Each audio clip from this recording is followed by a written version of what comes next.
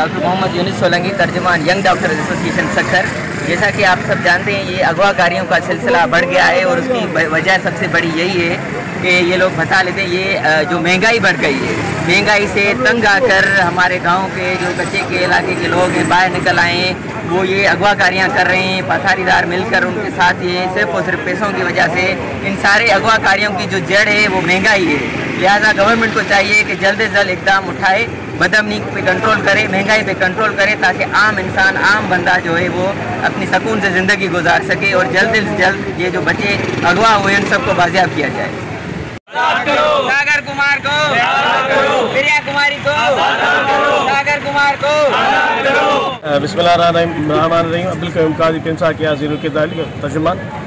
جیسا کہ یہ اغوا کاری جو اتنی بڑھ گئی ہے، لہٰذا ہم ان فیملیوں سے آج اظہار یکجہتی کے ڈاکٹر اور پیرامیڈیکلز اور نرسز اس پلیٹ فارم پہ آج احتجاج ریکارڈ کرا رہے ہیں کہ جیسے کہ ہم ان کے فیملی کے فرد ہیں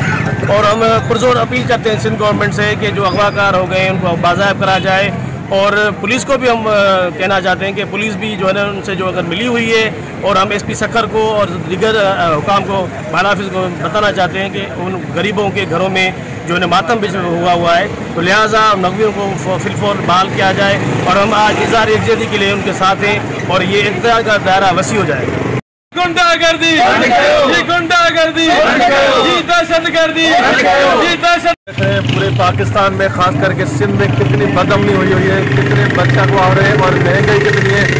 بالکل مہنگائی، انسان مجبور ہو کے بچے خودکشی کر رہے ہیں، ان کے والدین، ان کے بڑے خودکشی کر رہے ہیں۔ ہم گورنمنٹ سے، پورے پاکستان وزیر اعظم سے، نگران حکومت سے یہ چاہتے ہیں کہ ہمیں پرامن ملک چاہیے، ہمیں کیا نام ہے جو بچے اغوا ہوئے ہیں، جو جن کو اغوا کیا گیا ان کو جلد جلد بازیاب کیا جائے۔ کتنے جائیے یہ نظام